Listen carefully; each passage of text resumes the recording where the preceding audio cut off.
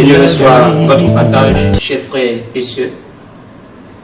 Nous sommes encore ce matin à notre méditation matinale et nous sommes très heureux d'être à votre compagnie ce matin. Ce matin également, nous venons au-devant de vous, au travers de ce canal, vous dire que le Seigneur est fidèle. Et je crois que ce matin, la parole qui sera présentée encore une fois sera pour chacun d'entre nous une source de bénédiction et un élément, quelqu'un pouvait dire un catalyseur pour nous amener à un haut niveau avec le Seigneur. Et c'est pourquoi j'aimerais que nous puissions prendre la parole de Dieu dans l'évangile de Luc, le chapitre 18. Nous lirons le verset 1er au verset 7. Voici ce que la Bible nous dit dans notre texte. C'est Jésus qui parle. Jésus leur adressa une parabole pour montrer qu'il faut toujours prier et ne point se relâcher. Il dit, il y avait dans une ville un juge qui ne craignait point Dieu et qui n'avait d'égard pour personne. Il y avait aussi dans cette ville une veuve qui venait lui dire, fais-moi justice de ma partie adverse. Pendant longtemps, il refusa. Mais ensuite, il dit en lui-même, quoique je ne craigne point Dieu et que je n'ai d'égard pour personne, néanmoins, parce que cette veuve m'importune, je lui ferai justice, afin qu'elle ne vienne pas sans cesse me rompre la tête. Le verset 6. Le Seigneur ajouta, écoutez ce que dit ce juge inique. Et Dieu ne fera-t-il point nulle part justice à ses élus qui crient à lui jour et nuit, et tardera-t-il à leur regard? Voici cette parole que Dieu m'a dit forte. Et avant que nous nous préparions, permettez-moi, ensemble nous allons rendre grâce au Seigneur. Béni sois-tu notre roi et notre Dieu. Conduis-nous dans tout ce qui va être dit. Que ta parole puisse nous donner encore d'être en contact avec toi, un rapprochement avec toi, Jésus, notre Seigneur et notre Dieu. Merci, notre Seigneur. Amen. Ainsi, chers frères et sœurs, au travers de ces quelques versets, le thème que nous voulons tirer de ces versets-là se présente comme suit: il faut toujours prier. Bien-aimés frères et sœurs, il faut toujours prier. Voici l'actualité actuelle qui se présente au-devant de nous. Allons-nous baisser les mains? Non. Allons-nous dormir? Non. Chacun est confiné chez lui à la maison. Et voici encore une très belle occasion pour continuer dans la prière. Une très belle occasion de ne point relâcher. Une très belle occasion, frères et sœurs à la maison, papa, maman, enfants, chacun a adopté un comportement, celui de ne point relâcher dans la prière.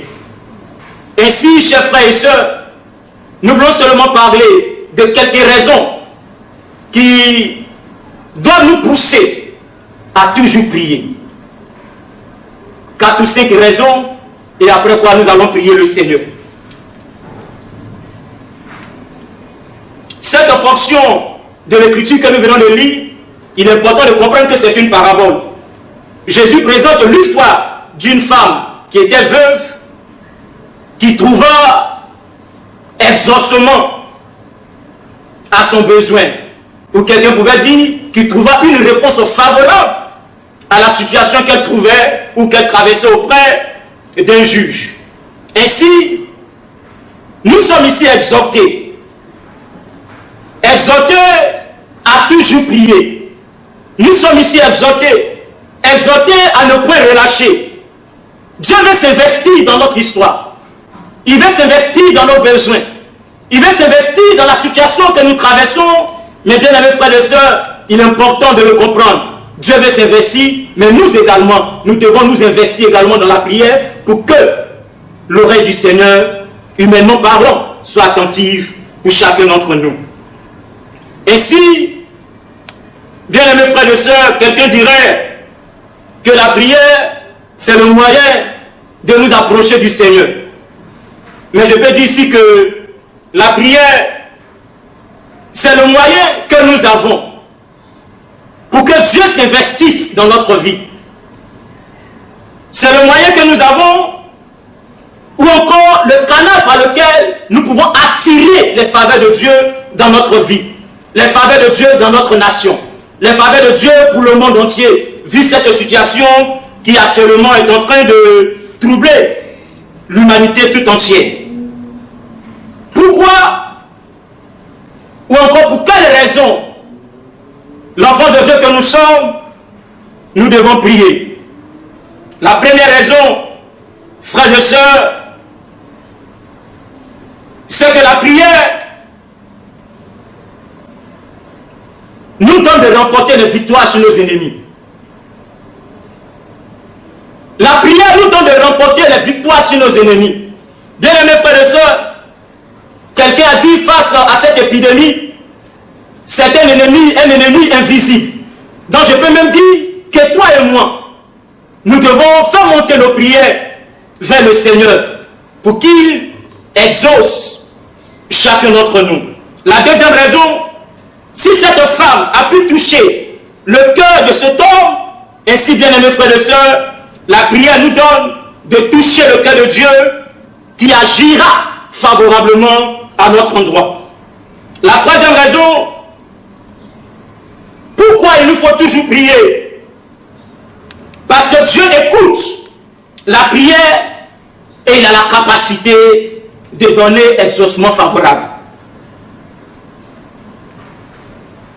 La quatrième raison, il nous faut toujours prier, car c'est par la prière que toi et moi nous pouvons échanger avec Dieu, ou encore un moyen que nous avons pour échanger avec Dieu. La cinquième et dernière raison, c'est que la prière ne connaît pas de limites. La prière n'a pas de frontières. Bien-aimé, dans ta maison, en priant, Dieu écoute. Dans ton bureau, Dieu t'entend. Sur ta couche, Dieu t'entend. C'est pourquoi nous disons, bien-aimés, frères et sœurs, que la prière ne connaît pas de frontières. Et c'est pourquoi ensemble, pendant quelques minutes, 2 petites minutes, j'aimerais que nous puissions prier le Seigneur. Nous allons ensemble élever la voix pour que la bonne main du Seigneur soit sur nos familles. La bonne main du Seigneur soit sur notre nation. La bonne main du Seigneur soit sur le monde entier. Ensemble, élevons la voix et prions, demandons la faveur de Dieu sur nos vies, demandons la faveur de Dieu sur notre nation et le monde entier. Prions le Seigneur. Seigneur, nous voulons te rendre toute la gloire, notre Seigneur et notre Dieu. Tu as mis dans notre cœur que nous puissions comprendre et réaliser qu'il nous faut toujours prier. Et face à cette pandémie du Covid-19, Seigneur, nous élevons nos voix vers toi. Et nous prions notre roi, Seigneur, sois attentif à nos prières. Écoute la prière de ton peuple. Nous te prions pour les familles. Quand ta bonne main se pose sur les familles, nous te prions pour notre nation. Que ta grâce soit sur notre nation. Nous te prions pour le monde entier. Seigneur, interviens, viens toucher nos vies. Viens toucher nos cœurs. Viens toucher nos pensées. Même ceux qui sont à l'hôpital, à terre, Seigneur, fortifie-les. Redonne-leur de la santé. Les merci que ta grâce et ta bonne main se posent sur les vies. Béni sois-tu, Seigneur. Nous savons que tu nous exauces. Tu exauces, Seigneur, notre roi et notre Dieu Abraham. Lorsque tu avais voulu détruire ce homme au Gomorrhe, bien-aimé, Seigneur, nous réalisons que ta faveur s'est manifestée sur la vie de l'homme et sa famille. Que ta faveur se manifeste sur notre nation, se manifeste sur la vie de la famille de ce frère, de cette soeur qui m'écoute, et sur la face de l'humanité. Béni sois-tu notre Seigneur, au nom de Jésus. Amen. Bien-aimés, restez encore en contact avec nous tous les jours sur ce canal, sur la page de l'église Évangile des Assemblées de Dieu, d'abord Saint Emmanuel, et sur YouTube. Suivez-nous tous les jours et nous croyons que le Seigneur vous bénira. Shalom.